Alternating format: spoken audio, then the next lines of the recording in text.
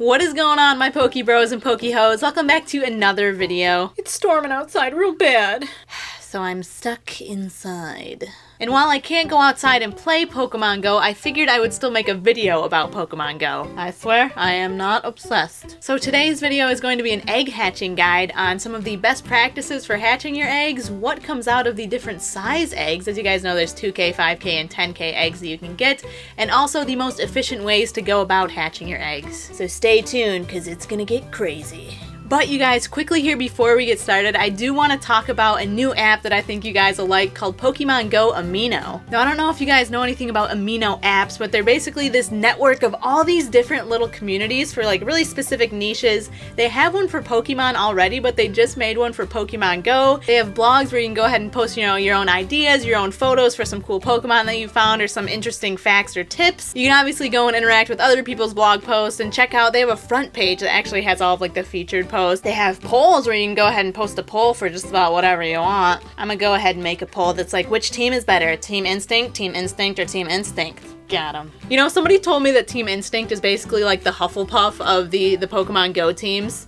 I don't know where that came from, but it hurts, man. But they made this community specifically for Pokemon Goers, so everyone on the app will be, playing the game. So there'll be people that you can relate to and people that you can go ahead and share all your cool Pokemon Go stuff with. But you already know your girl is on Pokemon Go Amino, so if you would like to go ahead and follow me on there, my username is SuperDuperDanny. I will have that in the description along with a link to both the download for the iOS and the Android devices. Yeah. So let's go ahead and get started with our egg hatching guide. So first things first, if you guys don't know much about the egg hatching at all, you can get these eggs from Pokestops. I'm pretty sure they're just from Pokestops in general. So just travel around, find some Pokestops. You should be able to pick yourself up an egg.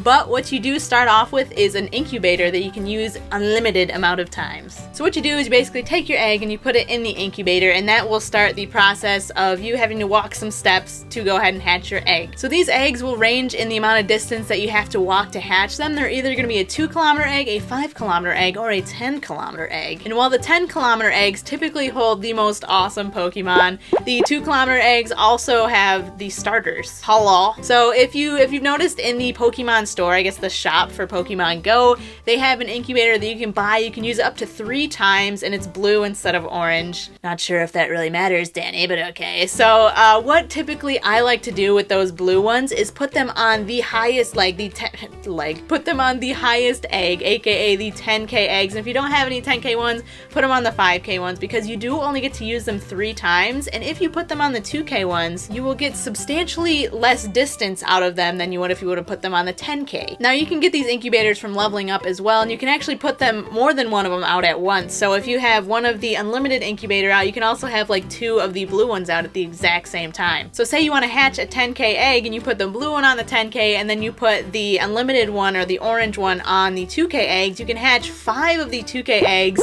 in the same amount of time as you would hatch 1 of the 10K and use 1 of your uses on your incubator. That may have been a smidge of common sense, and I'm sure some of you have figured that out, but hopefully I will have helped someone save some Pokecoins or, just some incubators in general by using that method. Another thing to keep in mind is that even if you don't get a really good Pokemon out of an egg, like I know a lot of the time, man, you get that Weedle, you get the egg hatching and you're like, oh god, this is gonna be awesome. You get a Weedle. Or a Spearow is a pretty popular one on mine. I don't know why, there's just so many Spearows, but even if you do get a Pokemon that's not as sought after, you do get a lot of XP from just hatching the egg, and then you also get a bunch of candies to go toward evolving that Pokemon. So even if it's a Pokemon that you do already have, using those candies to go ahead and evolve it and get more experience is still going to be more beneficial than catching a bunch of them in the wild. Now, as far as actually going around hatching eggs, I've found that actually the most efficient way that I can do it is by riding my bike. But you can't ride your bike too fast, otherwise it will not count. So you're gonna have to ride it, at like a leisure distance,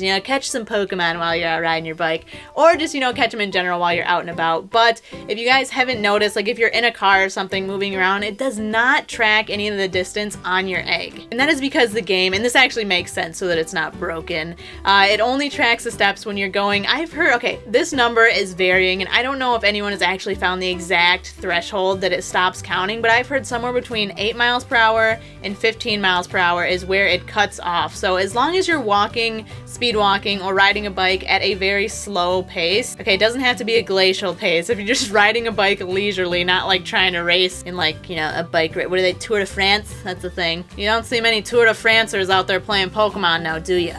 Coincidence? I think not. Anyways, I would recommend, if you're trying to go out and specifically hatch eggs, you know, try to ride your bike. If you don't have a bike, just, you know, walk. Just walk around and catch Pokemon and have fun.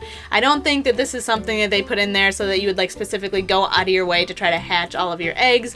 But if you are trying to do that, I would highly recommend riding your bike. And I know there's gonna be someone who's gonna comment and say that that does not work, but I've tried it myself and it worked. So just be careful, you know, look and see while you're riding, see if the steps are counting, and if they're not, then go ahead and just, you know, walk it or do something different. Also, the way the app tracks your steps or how far you've gone is via GPS. So going on a treadmill or using some kind of elliptical or something that is stationary like a stationary bike, will not work, unfortunately. So if you're gonna go to the gym and play, it's not gonna count any of your steps. You actually have to go out and about. If you go around a track, it'll work. So if you like that, that's also an option. Alright, so those are most of the pro tips that I have from just, you know, walking around and playing the game in general. But if more information or something were to come out, I would probably go ahead and share it with you guys on Twitter. Now we are going to go ahead and get into the part of the video where I list off all of the Pokemon that you can get out of these different size eggs. And for your convenience, those will also be available in the description if you want to see the entire list of all of them. So the Pokemon that you can get from your 2K eggs are Bulbasaur, Charmander, Squirtle,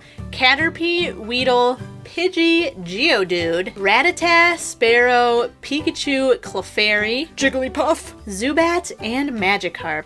Now, out of these, I'm not exactly sure which ones show up more frequently than others, but from my own personal experience, I am getting Pidgeys, Spearows, Caterpies, and Weedles a lot more than any of the other ones. For instance, I've never gotten a Geodude or a Clefairy or any of the starters out of my eggs, although my brother has gotten a Squirtle. I'm not jealous or anything.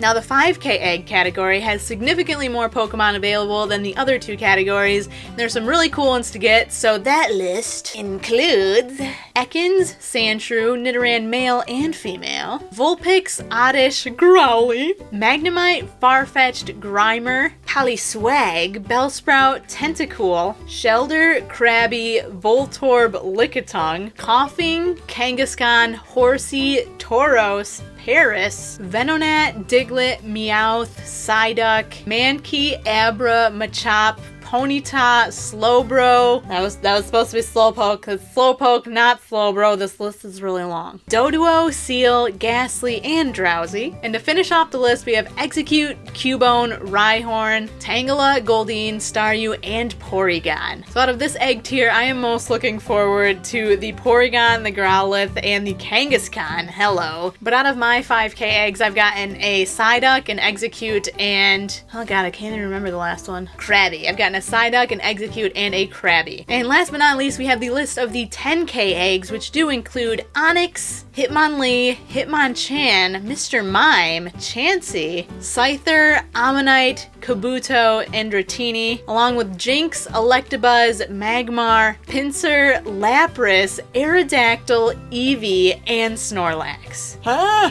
So this is obviously the coolest tier. I mean, we got Lapras, Aerodactyl, Snorlax, some of the rarest Pokemon in the game. So I'm very much looking forward to getting those, but I did already hatch 3 10K eggs, and what I got out of them, mildly disappointing, okay? For what you can get, I did get an Onix, which was really, really cool. I also got a Jinx and an Eevee, but even though, you know, those Pokemon aren't as cool as some of the other ones in there, I did get enough Eevee candy to go ahead and evolve my Eevee into a Flareon anyway. So it's a win-win, bruh. As of right now, there are 4 Pokemon that are only available to catch in specific parts of the world. But if you are lucky enough, you can actually hatch one of these Pokemon from your egg no matter where you are. Alright, so that is all of Danny's egg hatching tips of the day, along with a list of all the Pokemon that you could get out of your egg. If you guys did enjoy the video, or if it helped you out in any way, shape, or form, don't forget to drop a like and leave a comment down below. Let me know what Pokemon you are most looking forward to getting out of your eggs, or let me know what's the coolest Pokemon you've hatched so far. So other than that, I do want to thank you guys so much for watching. I really do appreciate it. Be sure to subscribe to my channel if you haven't already. We got lots of Pokemon videos and lots more coming soon. So go out there and catch them all. You guys know how it goes. But once again, thank you for watching, and we will see you guys next time.